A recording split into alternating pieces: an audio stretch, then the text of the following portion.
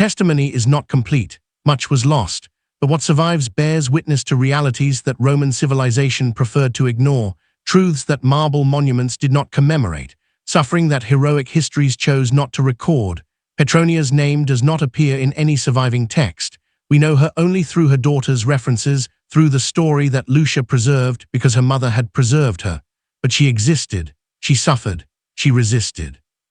She found ways to matter within a system designed to render her meaningless. And her story, incomplete as it is, reminds us that the foundations of civilizations we celebrate were built on the bodies of people who were never given the opportunity to celebrate anything. The Roman system that Petronia and Lucia experienced was not an aberration or a failure of Roman values. It was Roman values applied consistently to their logical conclusions. The same legal minds that developed frameworks for contracts and property rights developed frameworks for owning and breeding human beings. The same rationality that built aqueducts and roads built systems for extracting maximum value from enslaved women's reproductive capacity. This is what makes the history so difficult to confront. We want to separate Rome's achievements from Rome's crimes to preserve the marble and the laws and the literature while forgetting the human beings whose suffering made it possible. We want to believe that slavery was an unfortunate element of an otherwise admirable civilization, a failing that does not define what Rome truly was. But you cannot separate these things. The wealth that built the monuments came from slave labor. The leisure that enabled philosophy came from slave labor. The stability that allowed cultural achievement came from systems of control that treated millions of human beings as property. And within those systems, specific horrors occurred that the general term slavery does not capture. Women were bred like livestock. Children were raised as products for sale. Mothers were separated from infants and forbidden to remember them. Fathers owned their own children and disposed of them according to economic calculation. These were not exceptions. These were not aberrations. These were standard practices documented in legal texts and agricultural manuals and household records discussed by jurists and philosophers and ordinary Romans with the same casual acceptance they brought to any other aspect of daily life. Petronia's story is one among millions. She survived, found her daughter, built something meaningful within impossible constraints. Most did not. Most lived and died in conditions that we can only partially reconstruct. Their individual experiences lost to a historical record that did not consider them worth preserving. But the system they experienced is documented. The laws exist. The records exist. The evidence exists for anyone willing to look at it without the filters that centuries of admiration for Rome have created. What Roman masters did to female slaves who became pregnant was not hidden. It was public, legal, accepted, celebrated as good management and rational business practice. It was wrong by any moral standard we would now apply, and it was also normal, ordinary, unremarkable in its time. This is perhaps the hardest thing to understand about historical evil. It was not always committed by monsters who knew they were monstrous. It was often committed by ordinary people who believed they were behaving reasonably, managing their property appropriately, following the laws and customs of their civilization. Gaius Servilius Vatius was not unusual. He was typical. He represented what Roman slave-owning society produced when it applied its values consistently without the moderating influence of any recognition that enslaved people were people. And the women and children he bred and sold and disposed of paid the price for his society's moral failure. Remember Petronia. Remember Lucia. Remember the millions of women whose names we do not know, whose stories were never written, whose children were taken from them, and whose grief was not acknowledged. Remember that civilization is not only what survives in museums and textbooks. It is also what was done to human beings whose suffering made those achievements possible.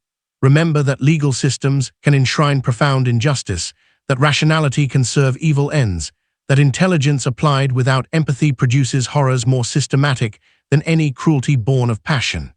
Remember that resistance is possible even within systems designed to make resistance impossible. That connection can survive efforts to destroy it, that humanity persists in conditions designed to eliminate it. Remember that the women who bore children into slavery loved those children, wanted to protect them, grieved when they were taken, never stopped hoping for reunion even when hope was irrational. Remember that they were people.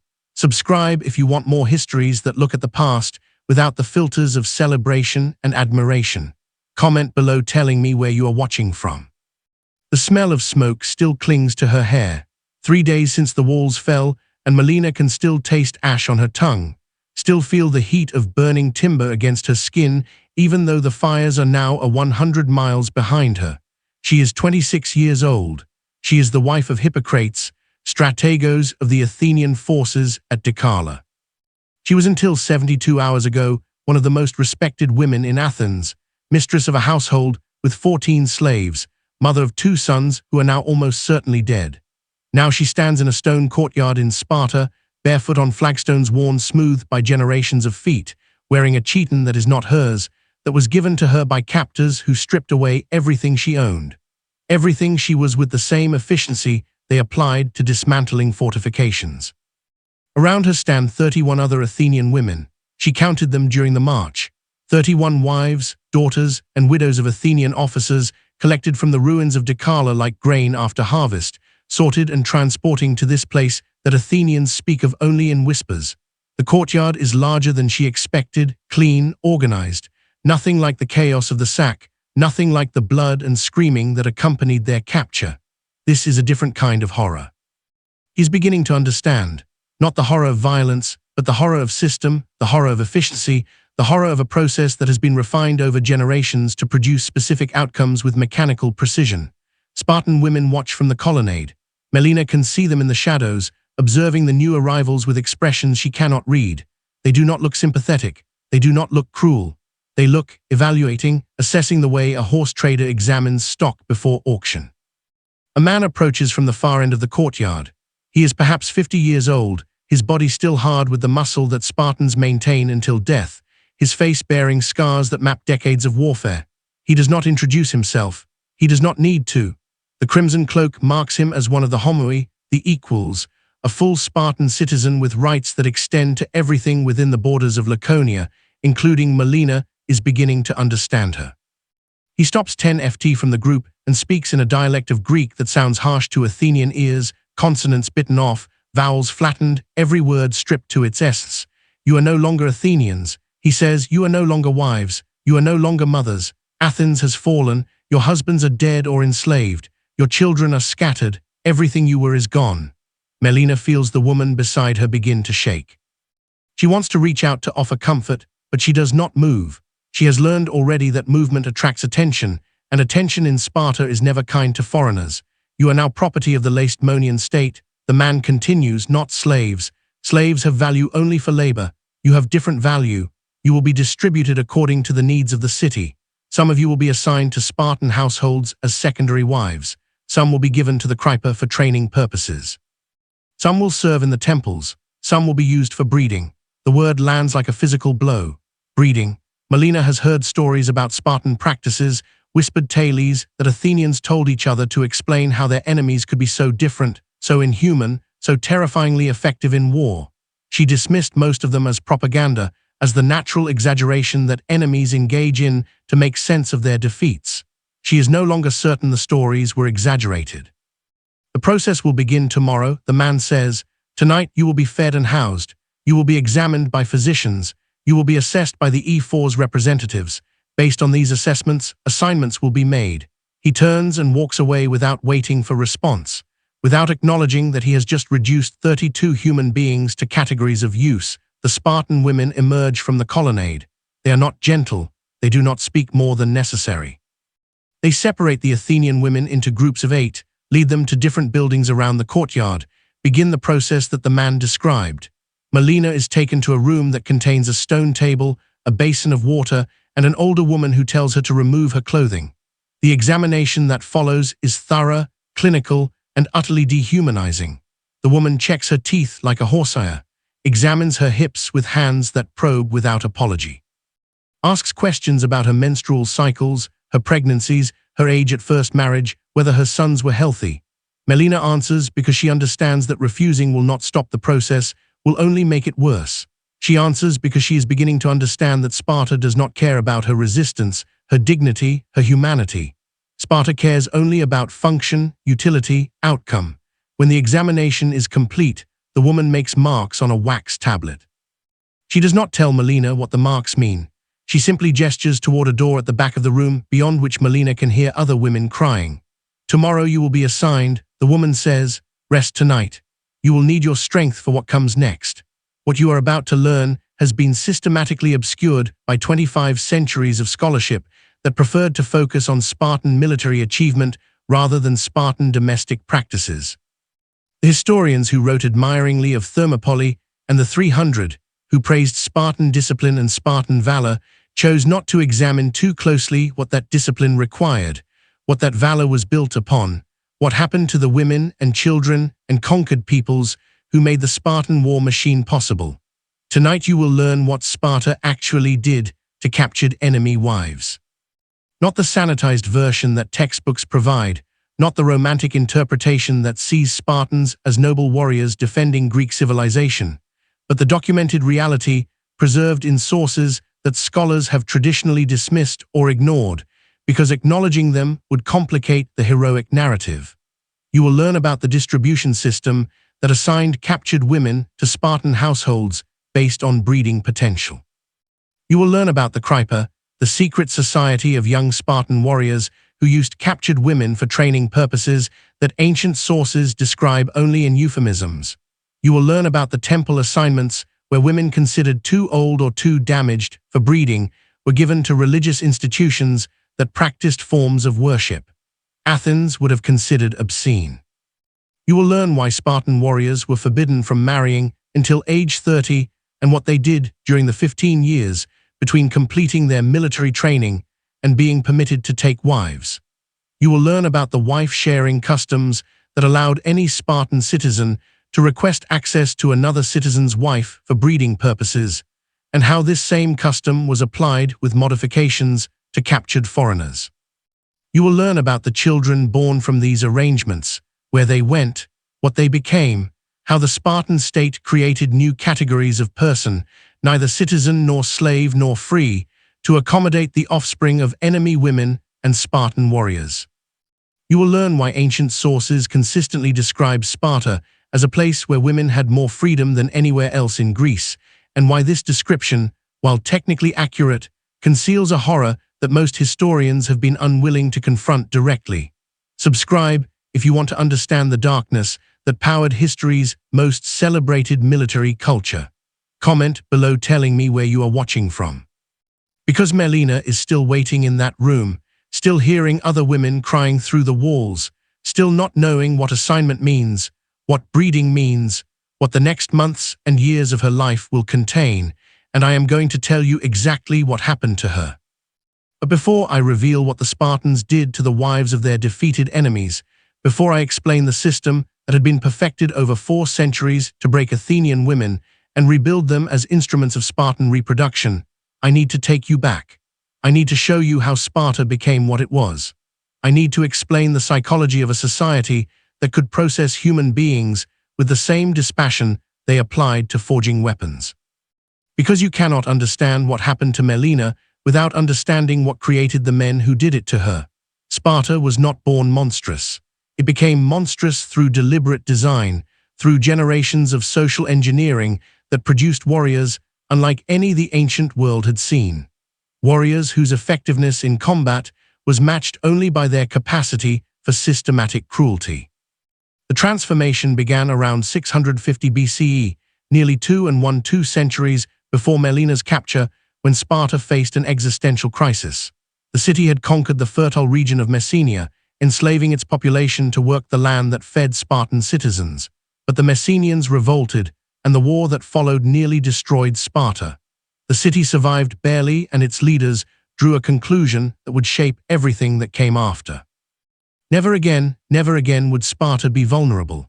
Never again would Spartans concern themselves with farming, commerce, art, philosophy, or any of the other activities that made other Greek cities vibrant and creative and weak. Sparta would become a pure military society.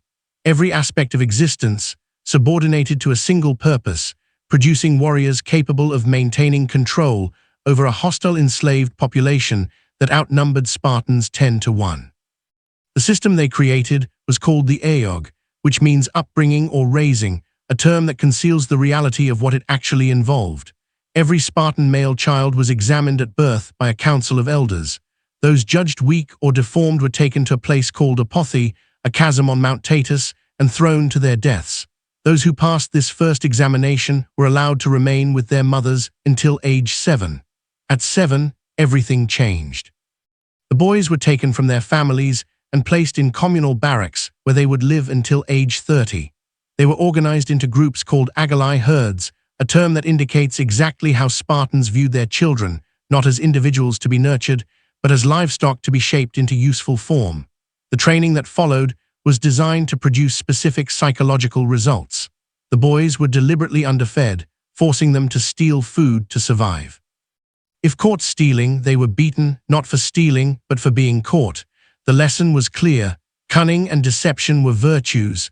Failure was the only crime. Getting caught meant you were not clever enough to be Spartan. They were given only one cloak per year, regardless of weather. They slept on rushes. They gathered themselves from the river. They were beaten regularly by older boys and by adult supervisors, not as punishment for specific offenses, but as general conditioning to endure pain without complaint. A Spartan who cried out under the lash was considered unworthy of citizenship. They fought each other constantly, not play fighting, but genuine combat that produced injuries and occasionally deaths. The survivors were the ones who learned to channel violence effectively, who could switch from calm to lethal in an instant, who felt no hesitation about causing harm to others, and they were systematically denied normal human attachments. No families, no personal property, no privacy, no individual identity beyond their position in the military hierarchy. The boys were taught that sentiment was weakness, that love made you vulnerable, that the only loyalty worth having was loyalty to Sparta itself, an abstraction that demanded everything and gave back only the privilege of dying in its service. By the time a Spartan male reached 18, he had spent 11 years in this environment. He had been beaten, starved, frozen, forced to fight, denied every comfort that normal human development requires. He had watched weaker boys broken by the system, had perhaps participated in breaking them. He had learned that sympathy was dangerous, that hesitation was fatal, that the only way to survive was to become exactly what Sparta wanted him to be. But the Agoge was only the first stage. At 18, the young Spartans entered the Krypa, and this is where the system produced its most disturbing results. The Crypta was officially described as a kind of secret police responsible for controlling the Helot population, the enslaved Messenians who worked Spartan farms. In practice, it was something else entirely. Each year, the ephors, Sparta's elected officials, made a formal declaration of war against the Helots. This declaration was not symbolic. It was a legal mechanism that allowed Spartans to kill Helots without religious pollution, without blood guilt, without any of the consequences that normally attended murder in Greek society. During this period, young men of the Crypta were sent into the countryside with daggers and minimal supplies. Their mission was to find and kill Helots. Plutarch describes this practice with evident discomfort, noting that the Krypa warriors would hide during the day and emerge at night to murder Helots found outside after dark. They targeted particularly strong or intelligent Helots, those who might pose a threat if they organized resistance. But the killings were not purely pragmatic. They were training. These young men between 18 and 20 years old were being taught to kill humans without hesitation. Without remorse, without the psychological barriers that normally prevent people from taking life. They were being taught that certain categories of person, Helots, foreigners, anyone not Spartan, existed outside the moral framework that governed relations among citizens. They were being taught that killing such people was not murder, but practice. The Crypta lasted 2 years. By age 20, a Spartan warrior had killed multiple times. He had stalked human beings like prey. He had experienced the intimate violence of using a blade on flesh, of watching life leave a body he had personally destroyed. Whatever capacity for empathy he had possessed at birth had been systematically eliminated. For the next 10 years, he lived in the communal barracks, training continuously, participating in whatever warfare Sparta engaged in, waiting for the day when he would be permitted to marry and establish his own household. This is what made Spartan warriors so effective. Not merely their physical training, which other Greeks could have replicated, but their psychological conditioning. the systematic destruction of normal human emotional responses, the creation of men who could inflict suffering without feeling it, who could treat human beings as objects without cognitive dissonance, who had been shaped since age 7 to be instruments of violence rather than complete human persons. These were the men who processed the captured women of Decala. These were the men who examined Melina and decided her fate. These were the men who would carry out whatever assignment the F4's representatives determined.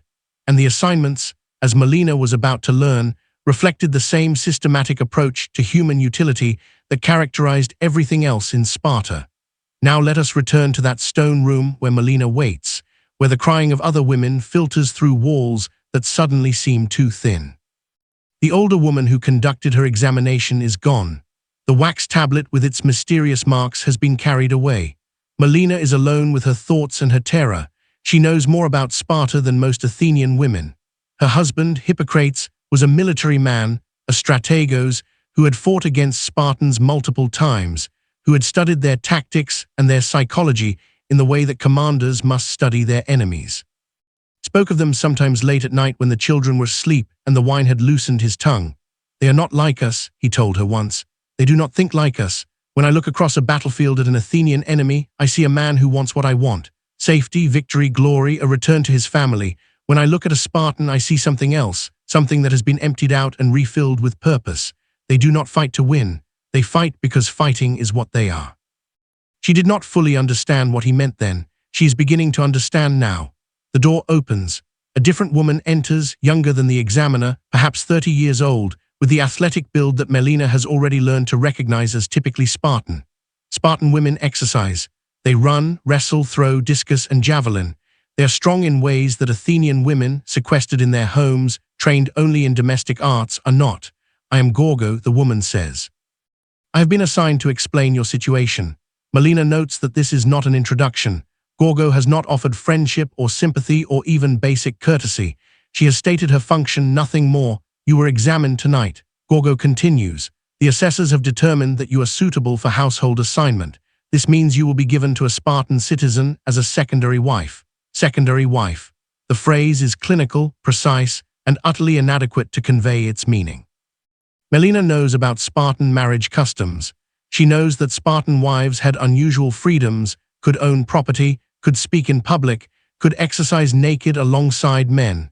She also knows that these freedoms existed within a system that treated reproduction as civic duty and women's bodies as state resources. What does that mean? Melina asks. Her voice comes out steadier than she expected. What will be expected of me? Gorgo looks at her with what might be approval or might be mere assessment. You will live in the household of a Spartan citizen. You will be required to produce children. These children will belong to the state, not to you. They will be evaluated at birth. If acceptable, they will enter the ago at age 7. If not, they will be exposed. Exposed. The word means killed, thrown from a cliff or left in the wilderness to die. Children that Melina might carry for 9 months might labor to deliver. Might hold briefly before they are taken and evaluated and possibly murdered. You will also be available to other citizens who request access. Gorgo continues, the F-Force encourage genetic diversity. A woman of proven fertility may be requested by multiple households during her productive years. Melina feels something cold spreading through her chest. You mean any Spartan can? Any citizen in good standing may petition for access to any woman, including wives of other citizens. This is normal. This is how Sparta maintains population despite casualties. This is how we produce warriors. Gorgo says this without emotion, without apparent awareness that she is describing something Melina's mind refuses to fully process. To Gorgo, this is simply how things are. This is what her mother experienced, what she herself will experience, what every Spartan woman accepts as the price of their unusual freedoms. What if I refuse? Melina asks. Something changes in Gorgo's expression. Not anger, something worse, something like pity mixed with contempt. The women who refuse are given to the Kryper, she says, for training purposes. The silence that follows is absolute. Melina remembers Hippocrates speaking of the Crypta, describing them as the shadow of Sparta, the young warriors who hunted helots in the darkness. She did not know they hunted anything else. What does that mean? She asks, though some part of her already knows, already understands what training purposes implies. The Crypta learn to extract information. Gorgo says they learn to break resistance. They learn what bodies can endure. The women given to them provide education in these matters. Most do not survive the curriculum. Those who do are not capable of further use. She lets this settle before continuing. You are fortunate. Your assessment indicates value for household assignment. You will be given to a citizen who lost his wife in childbirth last year. He has no heirs. You will provide them. Fortunate. The word is obscene in this context, but Melina understands its relative truth. She has been classified as breeding stock rather than training material. She will be violated systematically rather than destroyed experimentally. She will be allowed to live, to eat, to sleep in a real bed rather than a training cell. This is fortune in Sparta. This is mercy in a society that has optimized itself for the production of human weapons. The assignment will be formalized tomorrow. Gorgo says, you will be brought to your new household. You will begin your duties immediately. If you cooperate, if you produce acceptable children, if you cause no difficulties, you will be treated adequately. If you resist, you know the alternative. She turns to leave, then pauses at the door. I will tell you something that we do not normally tell foreigners, she says, because you seem capable of understanding. What happens here is not cruelty. It is necessity. We are surrounded by enemies. We rule a population that outnumbers us 10 to 1 and hates us completely. Every Spartan child that dies in training, every helot we must kill to maintain control. Every war we fight against Athens or Thebes or Persia, all of it drains our numbers. We cannot replenish ourselves from our own women alone. We need foreign blood. We need bodies. We need wombs. She meets Melina's eyes with an expression that contains no apology. You will contribute to Sparta's survival. Gorgo says, that is your purpose now. That is all you are. The door closes. Melina is alone again, understanding now what assignment means, what her life will be, what her body will be used for. She does not cry. She has learned already that Sparta does not respond to tears. But in the silence of that room, in the hours before dawn brings the formalization of her new existence, she begins to plan, not escape. Escape from Sparta is impossible, not resistance. Resistance leads to the Krypa. She plans something else, something that will take years to execute. Something that requires her to survive, to adapt, to become what Sparta wants her to be, while preserving something inside that Sparta cannot touch. She does not know yet whether this plan will work. She does not know whether anything can preserve a person's essential self through what she is about to experience, but she intends to find out. The question that historians have largely avoided asking is why. Why did Sparta develop these practices? Why did a Greek city sharing language and religion and cultural heritage with Athens and Thebes and Corinth become something so radically different from its neighbors? The answer lies in demography, geography, and a choice made 5 centuries before Melina's capture that locked Sparta into a trajectory it could never escape. When Sparta conquered Messenia around 700 BCE, it had acquired the most fertile agricultural land in southern Greece. This land could produce enough food to support a population many times larger than Sparta's own. But to benefit from this conquest, Sparta had to control the Messenians who worked the land. The Spartans chose not to expel or exterminate the conquered population as other ancient societies sometimes did.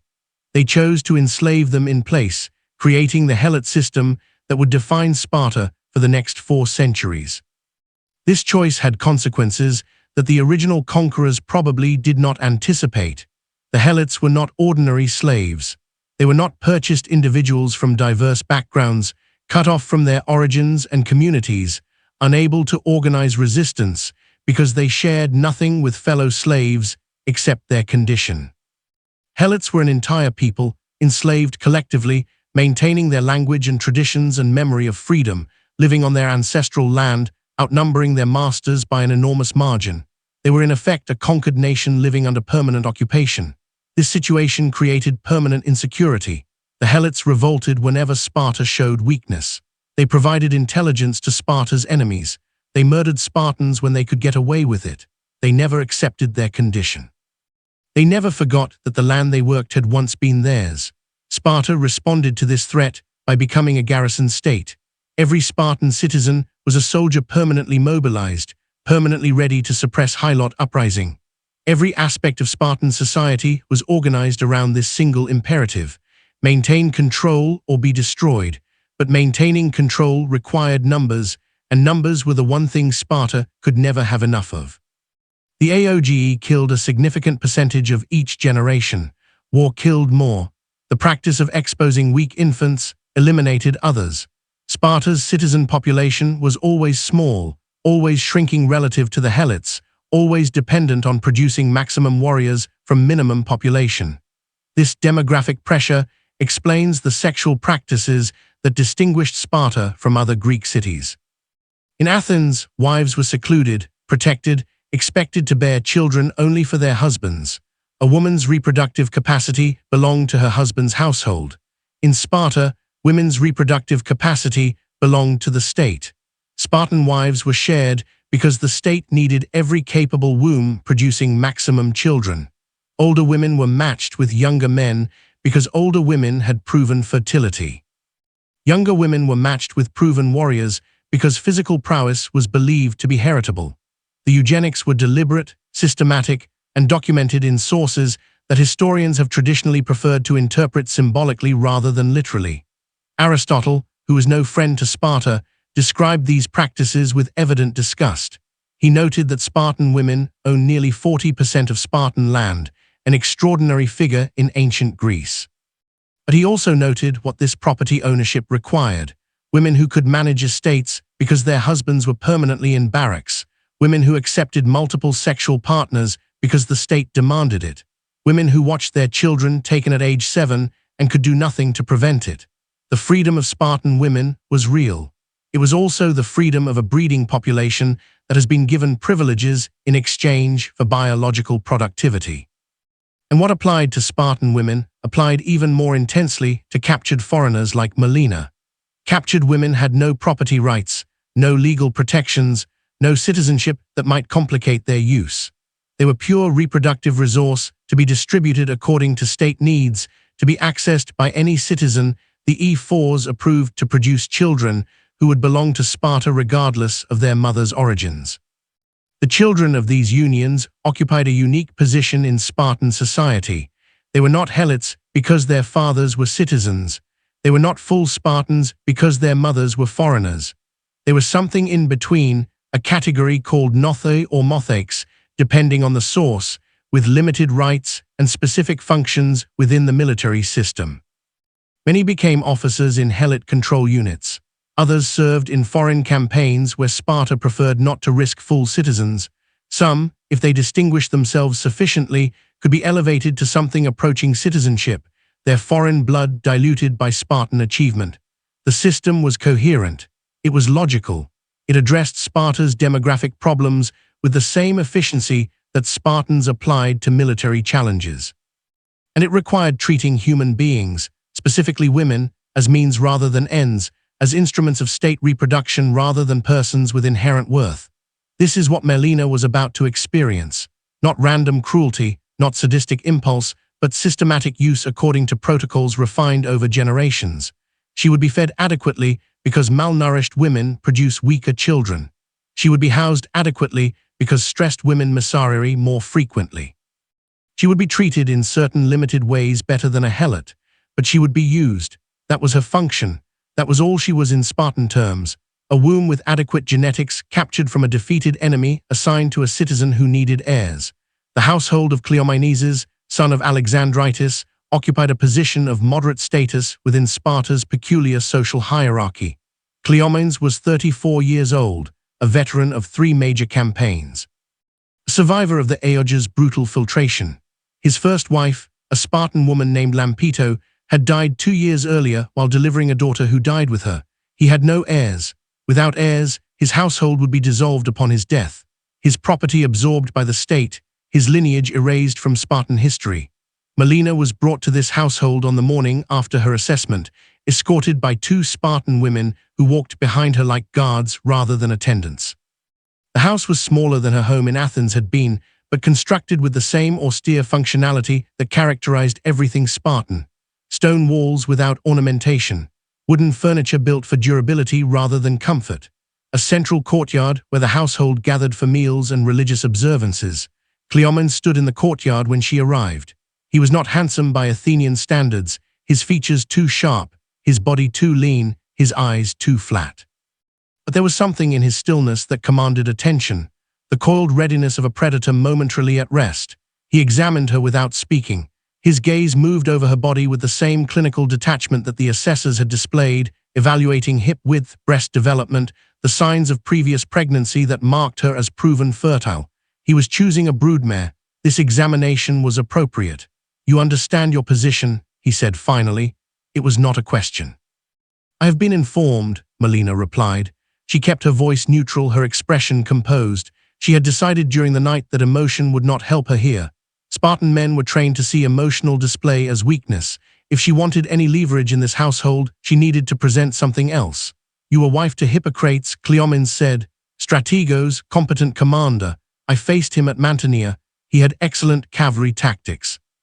The casual mention of her husband, the professional respect offered to a man Cleomenes' people had killed, cut deeper than insults would have. But Melina did not flinch. He studied Spartan methods carefully. She said he believed understanding an enemy was the first step to defeating them. Something flickered in Cleomenes' eyes, not anger, something that might have been interest. "And did you study with him? Did he share his understanding with a woman?" This was a test. Melina recognized it instantly. Spartan women participated in intellectual life to a degree that would have shocked Athenians. A Spartan man might value a wife who could contribute to discussions, who could manage a household with strategic competence, who was more than a silent breeder. "He shared everything with me," Melina said, including his assessment of why Sparta was simultaneously strong and weak. Now there was definite interest. Cleomenes' posture shifted slightly, the micro-movements that betrayed attention despite his training. "Weak," he repeated. "Athens believed Sparta weak. Athens believed Sparta's strength was its weakness, that the system which produced warriors could not produce enough of them. That time favored Athens because Athens could replace losses and Sparta could not. That every Spartan who died in battle was irreplaceable, while Athenians were as numerous as the fish in the harbor." Cleomenes was silent for a long moment. When he spoke again, his tone had changed subtly, becoming something closer to conversation than interrogation. "Your husband was correct," he said. "Our strength is our weakness. We conquer enemies we cannot absorb. We produce warriors we cannot replace. We maintain a system that destroys us slowly, even as it makes us powerful. Every Spartan knows this. None of us can stop it." This was more than Melina had expected. More insight, more honesty, more recognition of shared humanity than she had believed a Spartan capable of offering. She filed it away, this glimpse of a man who thought about his society's contradictions, who saw the machinery that surrounded him rather than simply operating within it. "You were brought here to address that weakness," Cleomenes continued, "to provide children who will enter the AOGE, who will become warriors, who will help Sparta survive another generation. This is your function. I will not pretend otherwise." "I understand," Melina said, "but I am not a cruel man." Cleomenes met her eyes directly. "I do not find pleasure in suffering. I will not hurt you unnecessarily. I will not allow others to hurt you while you are in my household. You will be fed well, housed adequately, treated with what consideration this system permits. In return, I expect cooperation, children, heirs for my household, continuation of my line. And if I provide what you expect, then you will have as much comfort as Sparta allows anyone. You will have a position in this household. You will have within limits autonomy over daily matters. You may find in time that this life is not what you feared." Melina heard what he did not say. The alternative, the crypta, the training purposes that Gorgo had described the fate of women who resisted. "I will cooperate," she said. "I would like to live. I would like my children to live even if they become Spartans. I would like to survive what has happened to me. That is reasonable," Cleomenes said. "That is all I ask, reasonability." He gestured toward a doorway behind him. "There is a room prepared for you. The household women will show you your duties. Tonight we will begin what you were brought here to do. Tonight." The word hung in the air between them, laden with everything that remained unspoken. "I understand," Melina said again. And she did understand. She understood that this man who was not cruel, who offered consideration within limits, who saw the contradictions of his own society, would nonetheless use her body tonight and every night necessary until she conceived. She understood that his decency, such as it was, did not extend to questioning the system that had placed her here. She understood that she was property speaking to an owner, and that the owner's kindness made no difference to the fundamental relationship. She walked through the doorway, followed by the household women into the life that she would now lead. Behind her, Cleomenes watched her go with an expression that his training had taught him never to show, something that might have been doubt, something that might have been recognition that the woman he had just acquired was not the broken creature the assessors had described, something that might have been the beginning of a problem he did not yet know he had. The nights were what Melina had expected, clinical, functional. Cleomenes came to her chamber after the household had retired, performed what was necessary to produce children with the same efficiency he applied to everything else, and returned to his own quarters. There was no pretense of affection, no attempt at pleasure, no acknowledgement that what occurred between them was anything other than state-mandated reproduction. What surprised Melina was the days. Cleomenes was, by Spartan standards, an unusual man. He spent most of his time in the communal barracks, as all Spartan citizens did, training and eating with his peers, but he returned to the household for portions of each afternoon. And during these periods, he talked to Melina about subjects that ranged from military tactics to agricultural yields to the poetry of Tertius, the Spartan bard, whose verses were the only art form Sparta officially permitted. At first, Melina suspected these conversations were another form of control, a technique to keep her compliant through the illusion of intellectual engagement. Gradually, she came to understand something stranger. Cleomenes was lonely. This should have been impossible. Spartans were never alone. They lived communally, trained communally, ate every meal in common dining halls where conversation was expected and silence was suspicious. They were surrounded by peers from childhood to death, embedded in networks of comradeship that replaced family bonds with something harder, more durable, more demanding. But these networks, Melina began to understand, were not the same as human connection. Spartan men were trained to value strength and despise weakness. They could not show vulnerability to each other, could not discuss doubts, fears, the private thoughts that made them individuals rather than identical units in a military formation.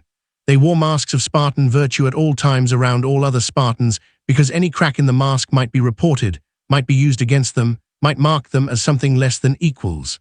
Melina was not Spartan. She was property. Cleomenes could say things to her that he could not say to any of his peers because what did it matter what property thought? What could a captured Athenian woman do with knowledge of his private doubts? He told her about his childhood in the ago, about the boy who had been his closest friend, who had failed one of the endless tests and been expelled from the training, who had killed himself rather than face the shame of living as something less than Spartan. He told her about the halot he had killed during his crypta service. A young man about his own age, who had looked at him with understanding rather than fear in the moment before the blade went in, who had said in perfect Greek, "You are more enslaved than we are." He told her about his first wife, Lampito, whom he had chosen himself from among the eligible Spartan women, who had laughed at his jokes and challenged his assumptions and made him feel for the 4 years of their marriage like something more than a weapon in human form. He told her how Lampito had screamed for 16 hours during the birth that killed her, how the midwives had refused to help because the baby was positioned wrong and intervention might have saved Lampito but killed the child, and Spartan protocol prioritized potential soldiers over women. He told her these things late at night in the darkness of her chamber after the functional coupling was complete, when whatever defenses Spartans were trained to maintain had been temporarily lowered. Melina listened. She asked questions. She offered observations that drew him out further, that made him feel heard in ways he had not experienced since Lampito's death.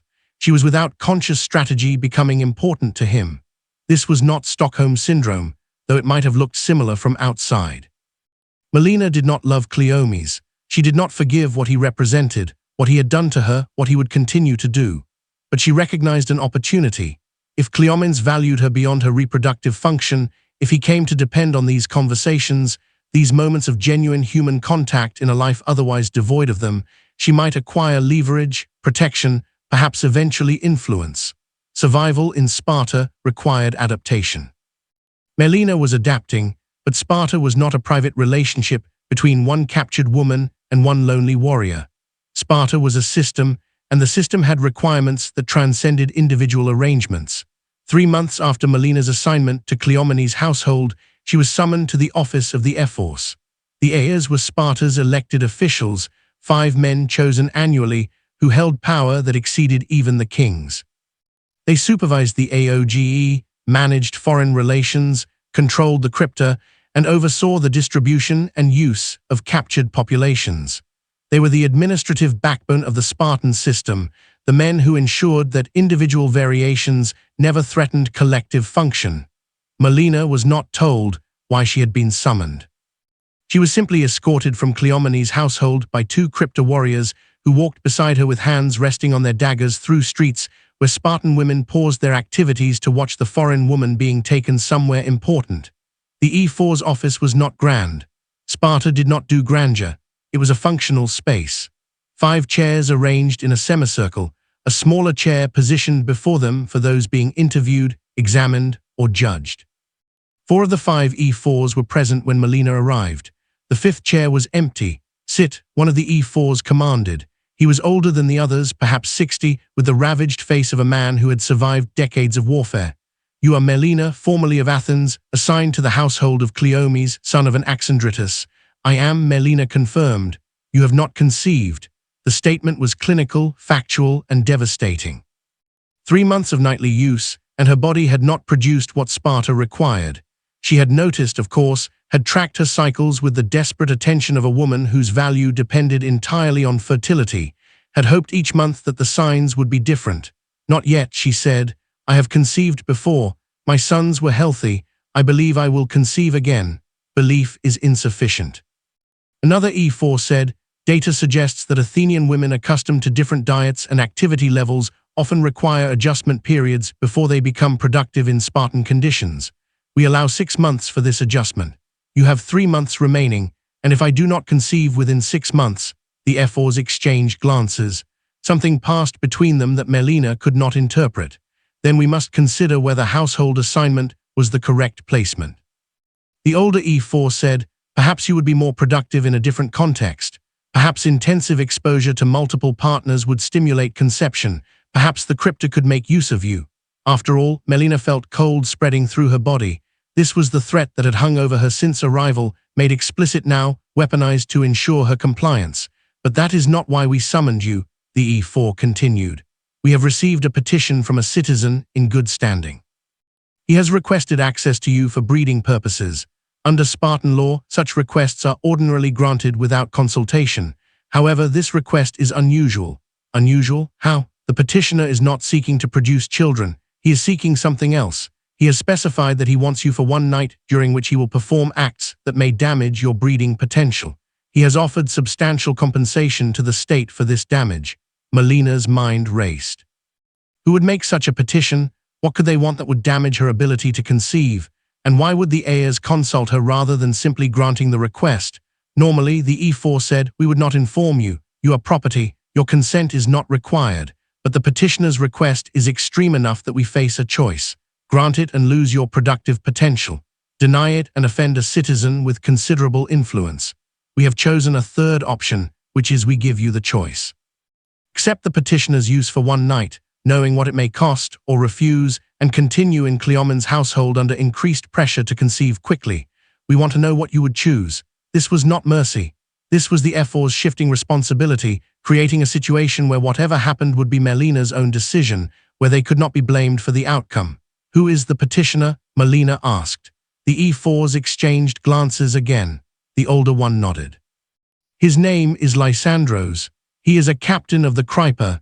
He has specific interests that he prefers to pursue with foreigners rather than Spartan women." Melina understood then the crypto captain was a sadist. He wanted to hurt her specifically personally in ways that went beyond training purposes into something purely individual. He had resources to compensate for the damage.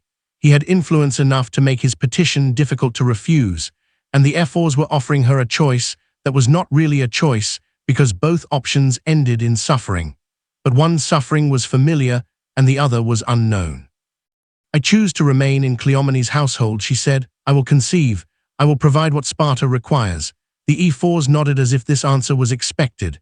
"You have 3 months," the older one said. "Do not waste them." Melina was escorted back to Cleomenes' household, her mind churning with new fears, new calculations, new understanding of how precarious her position truly was. That night, when Cleomenes came to her chamber, she did something she had not done before. She participated. She moved with him, responded to him, created the illusion of mutual desire rather than passive acceptance. She needed to conceive, whatever it took, whatever it cost her. The alternative was Landros. The petition from Lysandros was not an isolated incident. It was, Melina gradually learned, part of a pattern that ran throughout Spartan society, a darkness beneath the darkness that even the systematic cruelties of official policy could not entirely contain. Sparta produced warriors. This was its purpose, its identity, its reason for existence. But the process of producing warriors also produced men who had been systematically stripped of empathy, trained to inflict violence without hesitation, taught that certain categories of human being existed only for use. Most Spartans channeled these capacities into approved activities: combat, hello control, the competitions and training exercises that consumed their days. But some developed appetites that the official system could not satisfy, appetites that required victims, appetites that the Krypa, with its access to captured women designated for training purposes, could sometimes provide. The Sandros was one of these. He had risen through the Krypa ranks, not despite his cruelty, but because of it. He was effective at breaking helots, at extracting information from prisoners, at teaching younger warriors the techniques of interrogation and control. His methods produced results. His appetites were known but tolerated because his value to the state exceeded the cost of his excesses. Melina learned about him from the household women who spoke in whispers when Cleomens was absent, who shared information with her because she had become, in their eyes, something between a fellow servant and a mistress. They could not quite despise. He had a woman last year, one of them told her, Aban, she was assigned to household duty like you. Elsandros petitioned for her. The Ephors granted it because her owner had no influence to object. She was returned after 3 days. What was left of her? What happened to her? She lived for 2 more weeks. She did not speak during that time. She did not eat unless forced. She died of a fever that the physicians said was caused by internal injuries. Some said she welcomed the fever. Some said she caused it herself somehow. Melina absorbed this information with the cold calculation that had become her default mode in Sparta. Elsandros was a threat, but he was a known threat. She could plan around him. She could ensure that her value to the state exceeded the cost of offending him. She could make herself too important to damage.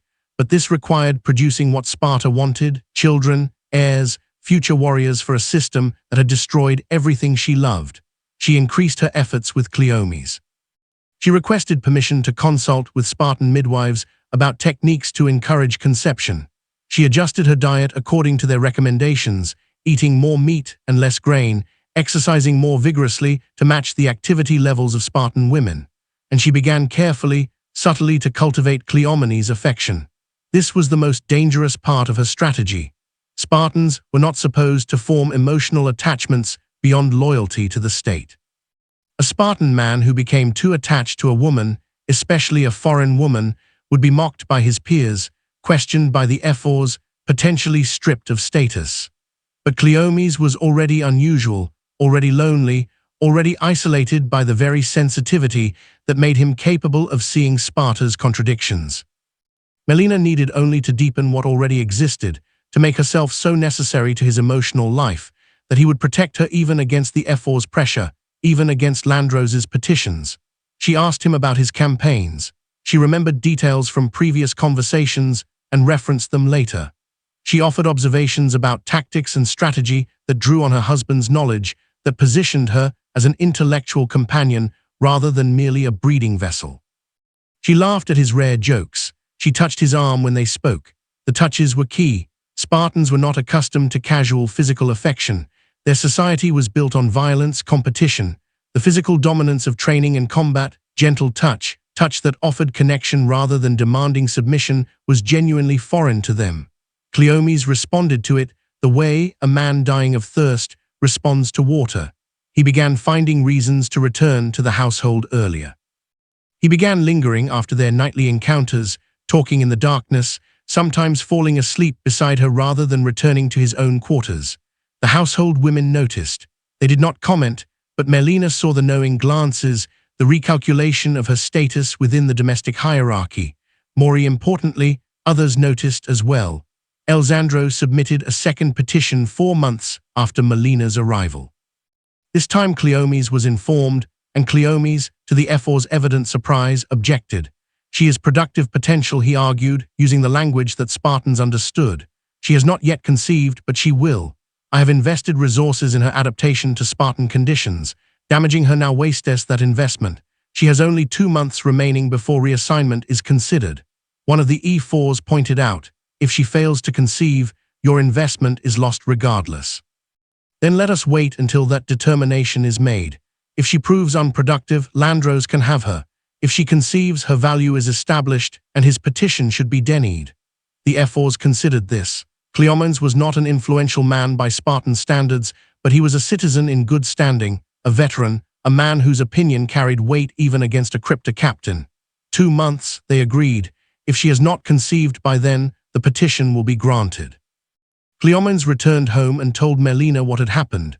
For the first time since her capture, she saw something like fear in a Spartan's eyes. You must conceive, he said. I cannot protect you otherwise. Even my objection has raised questions among my peers. They wonder why I care what happens to a foreign woman. They wonder if I have become attached. Have you? Melina asked. The question hung in the air between them. Cleomenes did not answer directly. Conceive, he said, whatever it takes. Conceive and live. That night, Melina prayed to Hera for the first time since her capture. She prayed for fertility. She prayed for a child she would not be permitted to raise, who would be taken at 7 and broken in the Aeoj, who might grow up to conquer and enslave other women as she had been enslaved. She prayed because the alternative was Elsandros, and Elsandros was worse than anything she could produce for Sparta. The gods or chance or her body's desperate response to impossible pressure granted her prayer. 6 weeks before Landros's petition was scheduled to be granted, Melina missed her monthly bleeding. She waited 2 more weeks to be certain, then reported to the household physician, who examined her and confirmed what she already knew. She was pregnant. Cleomenes received the news with visible relief. He reported to the Ephors, who recorded the pregnancy in their meticulous records, and denied Elsandros's petition on grounds that the subject was now demonstrably productive and should not be damaged. Lysandros accepted this decision with the outward compliance that Spartan discipline demanded. But Melina heard from the household women that he had been seen watching Cleomenes' property from a distance, that he had made comments to other Crypia officers about unfinished business. That his interest in her had not diminished, but only been deferred. She was safe for now. The pregnancy protected her, the child growing inside her, the child of Cleomenes' systematic use, the child who would become a Spartan warrior or be exposed on Mount Titus. That child was her shield, but pregnancy ended, children were born, and then what protection would she have? She began thinking further ahead. She began considering what she would need to survive not just the next months, but the next years, the next decades, the rest of her life in this place that had consumed everything she was. She would need status. She would need children who survived the birth inspection, who entered the ago, who became warriors. The mother of warriors had value in Sparta. The mother of multiple warriors had significant value. If she could produce enough sons who survived, she might acquire enough importance that even Lysandros could not touch her. But she would also need Cleomenes, need him alive, need him protecting her, need him present to object to petitions and argue before Ephors, and provide the shield of his citizenship against those who saw her only as foreign flesh. This meant keeping him healthy in a society that sent its citizens to war regularly, that valued death in battle as the highest honor, that would call him to the front whenever Sparta's endless conflicts required warm bodies. It meant she realized that she wanted him to be a coward, wanted him to survive battles that better Spartans died in, wanted him to choose life with her over-glorious death for Sparta. And she realized with something approaching horror that she could make him want that too. She had already begun the process without fully understanding it. The conversations, the touches, the way she had made herself necessary to him, she could continue. She could deepen his attachment until it overrode his training, until his desire to return to her compromised his willingness to die heroically. This would be the ultimate transgression against Spartan values. Not her own survival, which Sparta expected and even required, but turning a Spartan warrior into someone who valued his own life, who might flinch in combat because flinching meant coming home to her. She would be corrupting him, destroying what the Aeog had built, making him less than Spartan. She would be taking revenge on the system by subverting one of its products. In the darkness of her chamber, her hand resting on her belly where new life was growing, Melina made a decision. She would do it. She would corrupt Cleomenes. She would make him love her in ways that Spartans were not supposed to love anyone, and she would use that love to keep him alive, and she would use his protection to survive, and she would produce children for Sparta that she could not keep. And she would endure everything else, because endurance was victory in a war she could never win directly. She would become what Sparta needed her to be on the surface while remaining something else underneath. And if she was very lucky, if she lived long enough, if Cleomenes survived long enough, she might someday find a way to escape. Or she might not, but she would survive. That was enough. That was everything. She slept that night better than she had since her capture. The war had changed form, but it was not over. The child was born in the spring, 7 months after the pregnancy was confirmed. A boy healthy by initial inspection, with Cleomenes' dark hair and Melina's lighter eyes. The birth was difficult but not dangerous, attended by Spartan midwives who had delivered thousands of children and who treated Melina with the professional competence they would have shown any breeding female. The inspection came 3 days later. Elders from the council examined the infant with the same clinical detachment they applied to every newborn, checking limbs for straightness, joints for flexibility, lungs for capacity. They measured and weighed and prod, the baby screaming at treatment that must have seemed designed for his distress. Melina watched from across the room, not permitted to hold her child during inspection, not permitted to object if the elders found him wanting. She kept her face neutral, her hands steady, her terror invisible. Cleomenes stood beside her, equally tense beneath his Spartan mask. The elders conferred briefly. The oldest one turned to face them. "Acceptable," he said. "The child will be registered. He will enter the ago at 7 years."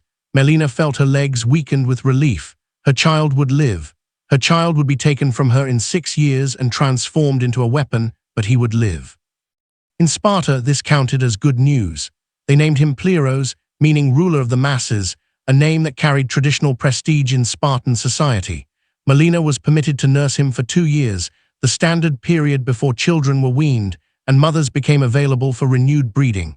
Those 2 years were the closest thing to happiness Melina experienced in Sparta.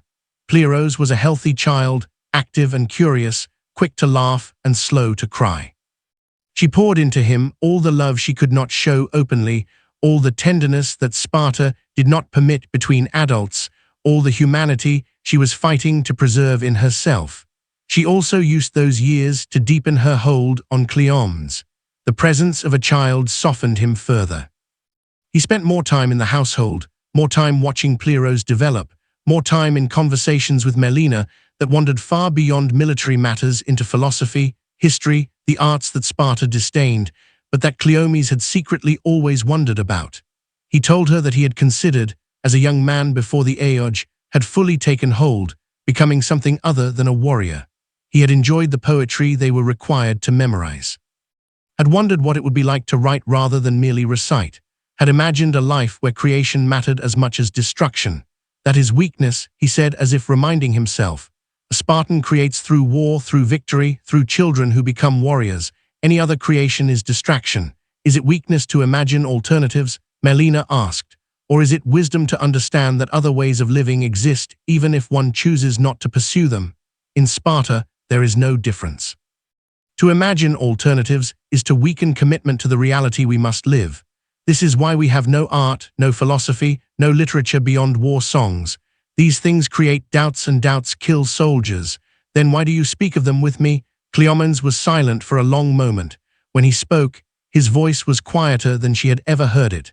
Because speaking with you does not feel like weakness, he said. It feels like breathing, like I have been holding my breath for 30 years and finally am permitted to exhale. This was the moment Melina had been building toward.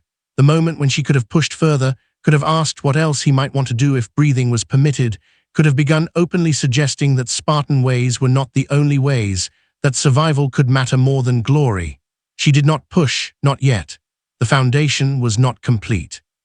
She needed more time, more conversation, more of the slow erosion that was wearing away his Spartan certainties, and she needed more children. The second child was conceived within months of Pleros's weaning. Another boy born healthy passing inspection, named Dodymos. The third came 2 years after that, a girl this time who the E4s debated before ultimately permitting to live, because female children were needed to produce the next generation of breeding women. They named her Kiniska, meaning puppy, a traditional Spartan name for girls that reflected the society's view of female children as useful animals rather than fully human persons. Melina called her other things in private, whispered Athenian endearments that the child would never understand, but that Melina needed to speak. Through these years, Lysandros remained a shadow. His petition had been denied, but his interest had not disappeared. Melina heard reports of him through the household network, mentions of other women he had acquired, descriptions of what happened to them that made her grateful every day for the children who protected her. He rose through the crypto ranks. He became one of the 5 captains who directed the secret society's activities. He accumulated influence that made him dangerous to cross, that made even Ephors hesitate before denying his requests, and he watched. Always when Melina appeared in public, when she walked to the market or attended religious festivals or accompanied Cleomes to civic functions, Landrias was somewhere nearby, watching, waiting. The years had not diminished his interest. If anything, they had intensified it. She had become for him unfinished business, a conquest deferred, a pleasure anticipated. Melina knew this. She prepared for it. She ensured that she was never alone in public, never unaccompanied, never vulnerable to the kind of sudden acquisition that had happened to other women in Sparta. She cultivated relationships with Spartan women who had influence with the Ephors who could speak on her behalf if Lysandros attempted to force the issue, and she continued her work on Cleomes. By the time Pleiros turned 6, the year before he would enter the Aeoge, Melina had achieved something that should have been impossible. Cleomenes loved her, not the functional connection of a Spartan husband to a useful wife, not the territorial attachment to a valuable possession, but something real, something that involved her personhood rather than merely her utility, something that made him think of her when he was away, that made him anxious for her safety, that made him hesitate. This hesitation was beginning to show. In training exercises, Cleomenes no longer pressed attacks to their final conclusion. He fought effectively, but not recklessly, preserving himself in ways that his peers noticed and commented on. He had become, in Spartan terms, cautious. Caution was not a virtue in Sparta. Caution was what helots showed, what cowards displayed, what men who had lost their commitment to glory demonstrated before they were stripped of citizenship and cast out. Cleomenes' peers began distancing themselves from him. His standing in the communal dining hall declined. Younger warriors felt comfortable challenging him in ways they would not have dared 5 years earlier.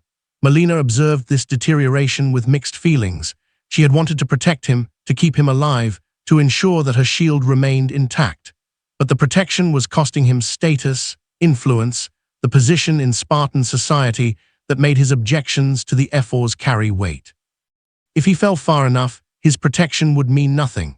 If he was expelled from the Hermoia, she would be reassigned to another household, or worse, finally given to Lysandros as the unfinished business he had been waiting for.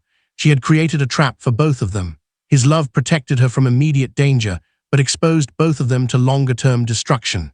The year Pleiros entered the Aeoge, she sat with Cleomenes in the darkness of her chamber and told him the truth. "You are changing," she said. "Your peers see it, the Ephors see it. If you continue as you have, you will lose your citizenship, and I will lose you, and everything we have built will be destroyed." Cleomes was silent for a long time. When he spoke, his voice held pain that Spartans were not supposed to feel. "I know," he said. "I have known for some time.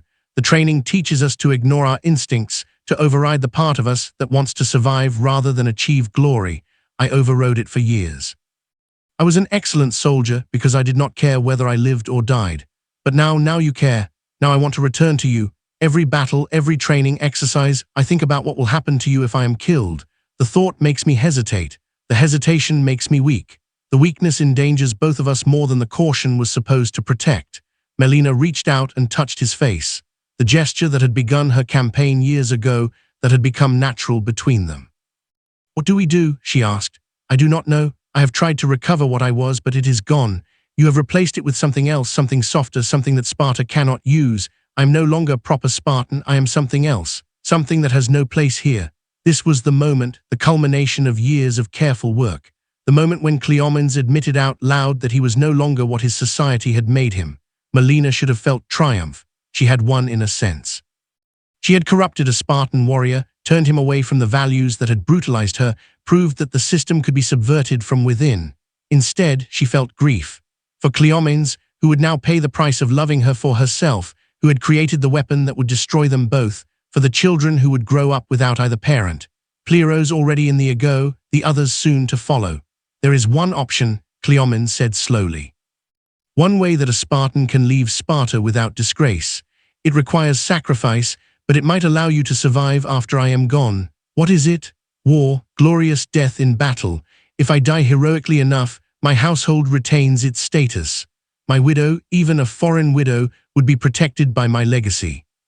My children would be honored rather than shamed. You would be safe from Alexandros, because attacking the widow of a hero would bring dishonor on him rather than glory. Melina understood what he was proposing. He would die for her.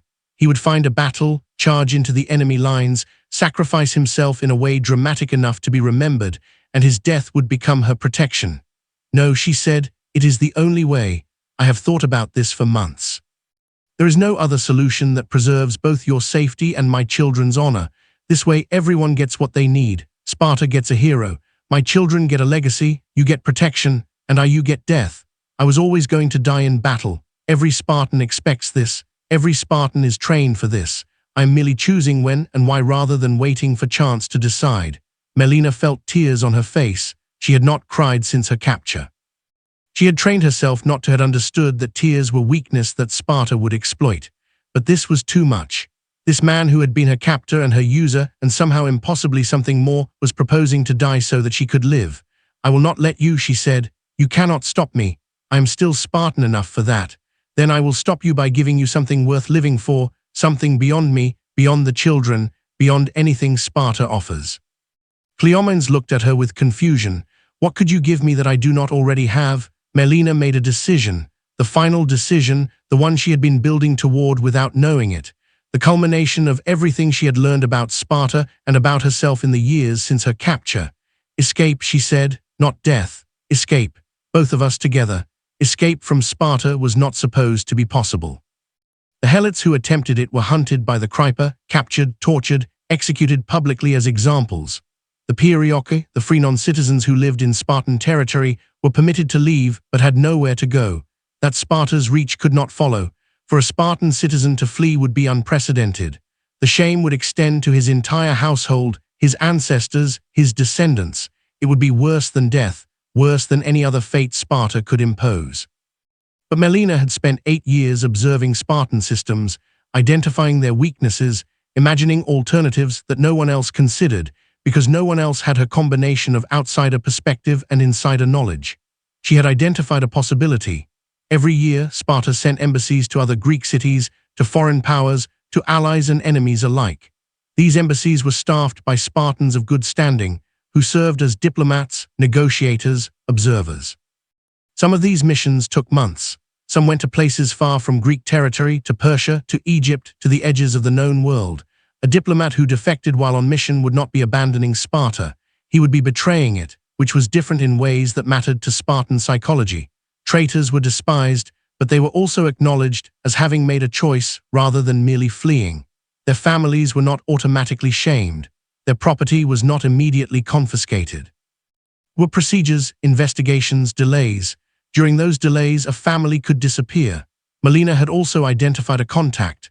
One of the Spartan women she had cultivated, a woman named Gorgo, the same Gorgo who had explained her assignment on that first terrifying day, had become something like a friend over the years. Gorgo's husband was one of the heirs, which gave her access to information about diplomatic missions, about timing, about opportunities. Gorgo had her own reasons for helping. Her daughter, Arachne, had been given to Landros 3 years earlier. What was returned could not properly be called alive. Gorgo wanted revenge, and Melina had offered her a way to achieve it, helping an escape that would humiliate Landros by removing his long-anticipated prize from his reach. The plan took 2 years to arrange. Cleomenes had to be assigned to an embassy which required patience and manipulation of the kind Gorgo understood. The embassy had to go somewhere that offered sanctuary, which meant coordinating with Athenian representatives who had their own reasons for wanting to humiliate Sparta. The children had to be quietly moved from the Aeog in the household, which required bribes to helots and Perioi, who could be trusted because they hated Sparta as much as Melina did.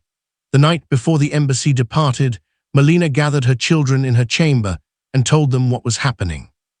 Pleiros was 14 now, 7 years into his age training, already bearing scars from the beatings that had shaped him. Aradamos was 12, following his brother's path through the system.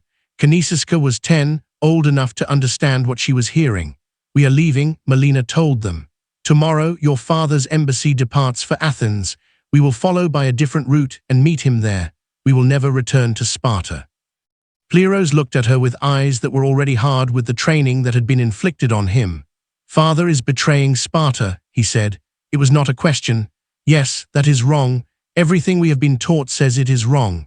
Everything you have been taught was taught by a system that enslaves human beings, that throws imperfect Barbies from cliffs, that turns children into weapons. Is that system worth loyalty?" She watched her son's face as he processed this, watched the conflict between what the Aeog had installed and what he had known before in the first 7 years when she was still permitted to love him openly. "I do not know," he said finally. "I do not know what is right anymore. Then come with us. Find out what you think when you are free to think it. Decide later whether you want to return to Sparta or make a different life." Pleiros nodded slowly. Aradamos and Kiska had been watching in silence, following their older brother's lead. When he nodded, they nodded too.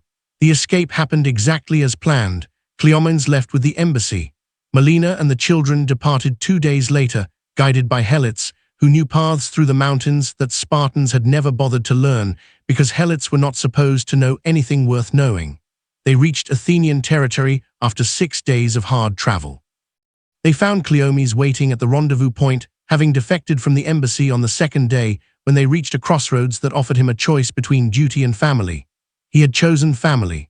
On the night before she died, she asked Cleomenes to help her walk to the roof where they could see the stars that were the same stars they had watched from Sparta, from the chamber where she had been held, from the darkness where she had planned and plotted, and refused to accept the fate assigned to her. "I never thanked you," she said, "for choosing us over Sparta, for giving up everything you were trained to be. You gave me something better than what I was trained to be." Cleans replied, "You gave me the ability to choose. Spartans are not supposed to choose. We are supposed to be what we are made to be. You unmade me and let me choose what to become instead. Do you regret it ever? I regret the years before you. I regret what I did during my Cryptilla service. I regret the women who were given to my household before you arrived, who I used without thinking about their humanity. I do not regret anything that happened after you changed me." Melina leaned against him, feeling the warmth that had replaced the coldness she first encountered in that courtyard 40 years ago. "We won," she said, "not the way warriors win with death and glory, but we won. We survived, we lived, we produced something other than weapons. Yes," Cleomenes said, "we won." She died that night in her sleep in the arms of the man who had been her captor and her user, and finally, impossibly her partner in escape. Cleomenes lived another 5 years, long enough to see Pleiros's philosophical works begin to circulate, long enough to hold great-grandchildren, long enough to tell the story of their escape to anyone who would listen. The story spread. It became famous. It became one of the examples that later historians would cite when discussing the cracks in Spartan society, the ways that even the most systematic attempts to eliminate human emotion could not entirely succeed. Sparta itself continued for another 2 centuries, gradually weakening as its population declined, as its systems failed to adapt to changing circumstances, as the very rigidity that had made it powerful made it brittle when challenged by opponents who could innovate and change. When Sparta finally fell, when its territory was absorbed into larger powers and its distinctive systems were abolished, some historians pointed to stories like Melina and Cleomenes as evidence that the fall was inevitable, that any society that tried to eliminate human emotion, human connection, human capacity for love would eventually be undermined by those very things. Whether this analysis is correct remains debated. What is not debated is that Melina existed, that she survived, that she found a way to remain human in a system designed to destroy humanity. Her story was written down by Pleiros, preserved in texts that survived the destruction of ancient libraries, passed down through generations of scholars who recognized something important in this account of one woman's resistance. She could not defeat Sparta. She could not save the thousands of other women who were captured and processed and used and discarded by the system that had claimed her. She could not prevent the Helots' suffering or the children's brutalization or the endless wars that consumed Greek civilization. But she could survive. She could preserve herself. She could find one Spartan who was capable of being reached, and she could reach him, and together they could escape. That was her victory. That was her revenge. That was what she left for the women who came after, who faced their own impossible systems, who needed to believe that survival was possible even when everything seemed designed to prevent it. Remember her name, Melina, wife of Hippocrates of Athens, captive of Sparta, survivor. Subscribe if you want more hidden histories revealed. Comment below telling me where you are watching from. Share this video with anyone who thinks they understand ancient Greece from what they learned about Thermopylae and the 300. Because the 300 died gloriously, but Melina lived, and sometimes living is the greater victory. The years that followed were not easy, but they were free. Athens had been rebuilt after its defeat in the Peloponnesian War. It was no longer the imperial power that Melina remembered from her youth, but it was still Athens, still the city of philosophy and art and commerce, still everything that Sparta was not. Cleomenes struggled to adapt. The skills that Sparta had given him were not useful in Athenian society. He could not farm, could not craft, could not engage in the trade and negotiation that Athenian life required. For the first years, he was dependent on Melina's family connections, on the charity of relatives who remembered her father and were willing to help his daughter despite the strange Spartan she had brought with her. Eventually, he found a role. Athens needed soldiers, and Cleomenes knew warfare better than any Athenian. He became an instructor, teaching military techniques to young Athenians who would never master them the way Spartans did, but who could learn enough to defend their city. He was not happy exactly. The shape that Sparta had given him could not be entirely erased. He woke some nights from dreams of the Aeoge, of the crypta, of things he had done that no amount of freedom could undo. He remained harder than Athenians, more comfortable with violence, more direct in ways that sometimes made social interactions difficult. But he was alive. He was with Melina. He watched his children grow into something other than what Sparta would have made them. Plerus rejected warfare entirely. He became a philosopher, studying at the academy that Plato had founded, writing treatises on ethics that questioned the values he had been taught as a child. His work on the nature of justice, influenced by his experience in both societies, became required reading for generations of students. Aradamos became a merchant traveling throughout the Mediterranean, building connections that made him wealthy by Athenian standards. He married an Egyptian woman, had children, who grew up speaking 3 languages, who knew nothing of Sparta except the stories their father sometimes told. Kyneska surprised everyone. She became an athlete, competing in the games that Greek cities held, winning prizes and events that were normally closed to women. She argued that Sparta, for all its horrors, had given her physical training that no other Greek woman received, and she intended to use it. Melina lived to be 63 years old, ancient by ancient standards. She watched her grandchildren play in the courtyard of the house she shared with Cleomenes.